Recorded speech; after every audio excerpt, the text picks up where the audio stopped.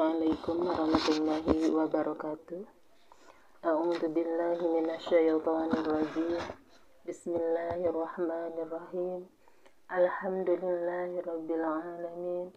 Wa bihi nasta'inu ala umuri dunya waddin wa ala alihi wa sahbihi ajma'in. Allahumma rabbi shrah li sadri wa yassir li amri wahlul 'uqdatam min lisani yafqahu qawli. Amma ba'du. Pertama-tama, marilah kita panjatkan puji dan syukur kehadirat Allah Subhanahu wa Ta'ala, karena berkat rahmatnya lah kita semua pada hari ini masih bisa melaksanakan kegiatan kerohanian dalam keadaan sehat walafiat. Dan tak lupa, sholawat serta salam marilah kita curah limpahkan kepada junjungan kita Nabi besar Muhammad Sallallahu Alaihi Wasallam beserta keluarga dan para sahabatnya. Dan mudah-mudahan di yaumil akhir nanti kita semua akan mendapatkan syafaatnya. Amin ya Allah ya Rabbal Alamin. Bapak Kepala Sekolah SMK Al-Fatmah yang saya hormati, rekan guru dan staf TU yang saya hormati, serta anak-anak sekalian yang Ibu banggakan, pada hari ini Ibu akan memberikan bahasan mengenai sikap hati-hati terhadap hadis-hadis tentang keutamaan surat dan ayat dalam Al-Quran. Informasi-informasi yang berkaitan dengan hal itu dan khasiatnya. Baiklah anak-anak, mari kita mulai pembahasan ini. Hadis merupakan sumber ajaran yang kedua di dalam Islam setelah Al-Quran. Kualitas hadis dibagi dalam 3 macam, yakni sahih, hasan, dan dhaif. Syarat hadis sahih dan hasan hampir sama. Perbedaan keduanya terletak pada tingkat dhabit serta terhindar dari kejanggalan dan cacat. Dhabit adalah orang yang kuat hafalannya tentang apa-apa yang telah didengarnya dan mampu menyampaikan hafalannya kapan saja ia menghendakinya. Hadis sahih tersambung sanadnya sampai kepada Nabi Shallallahu Alaihi Wasallam. Sedangkan hadis dhaif atau hadis lemah adalah hadis yang tidak memenuhi persyaratan hadis sahih dan hasan. Hadis dhaif tidak sama dengan hadis palsu atau hadis maudhu. Hadis dhaif memang dinisbatkan kepada Rasulullah, tetapi perawi hadisnya tidak kuat hafalan ataupun kredibilitasnya, atau ada istilah sanad yang terputus. Hadis hasan adalah hadis yang tersambung sanadnya diriwayatkan oleh rawi yang adil, yang rendah tingkat kekuatan daya hafalnya dan tidak rancu dan tidak bercacat. Sedangkan hadis palsu diistilahkan sebagai hadis maudhu, yaitu pernyataan-pernyataan yang sesungguhnya bukanlah hadis dari Nabi Shallallahu Alaihi Wasallam, tetapi beberapa kalangan menyebutnya sebagai hadis Nabi Shallallahu Alaihi Wasallam. Isi hadis palsu tidak selalu buruk atau bertentangan dengan ketentuan umum ajaran Islam. Namun, mengapa sampai ada hadis palsu? Menurut Al-Qurtubi, orang-orang yang menciptakan hadis palsu dapat dibedakan menjadi 4 kelompok. Yang pertama adalah kelompok jindik yang membuat hadis palsu atau menambahkan kalimat atau kata pada hadis sahih untuk menimbulkan kerisauan atau kebingungan di kalangan umat. Yang kedua adalah pengikut fanatik sebuah mazhab atau golongan yang membuat hadis palsu untuk menguatkan mazhabnya.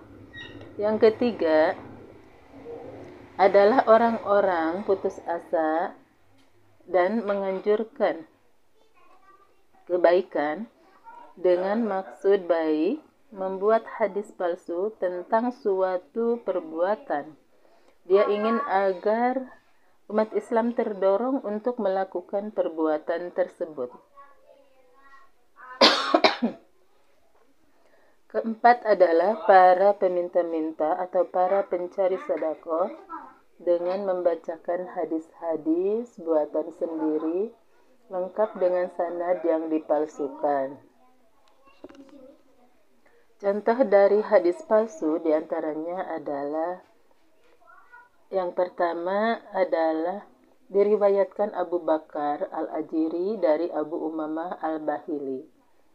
Isinya yaitu barang siapa membaca 1/4 Al-Quran, berarti dia telah diberi 1/4 kenabian. Dan barang siapa membaca 1/3 Al-Quran, berarti dia telah diberi 1/3 kenabian.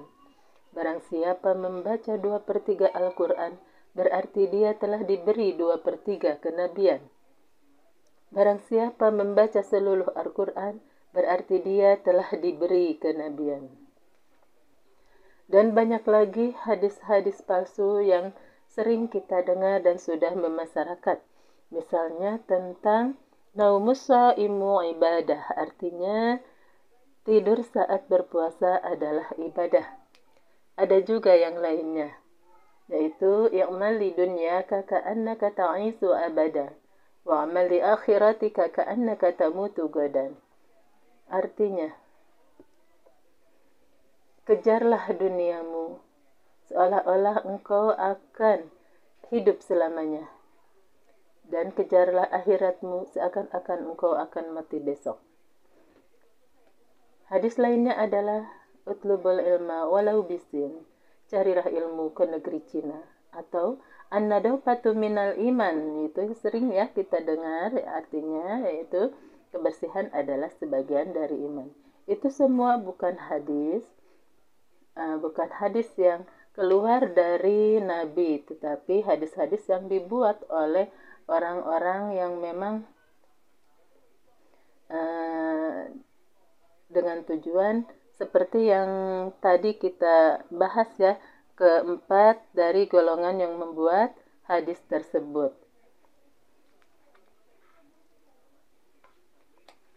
Berbagai macam riwayat dan cerita palsu telah dibuat oleh sekelompok orang dengan mengiming-imingi pahala atau berbagai macam keutamaan dalam suatu format hadis palsu.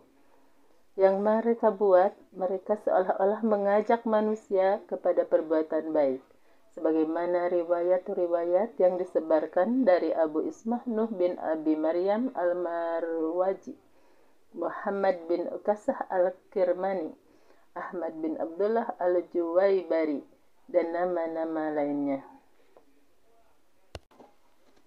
Abu Ismah pernah ditanya, dari mana engkau mendapatkan hadis dari Ikrimah dan Ibnu Abbas tentang keutamaan surat-surat Al-Quran?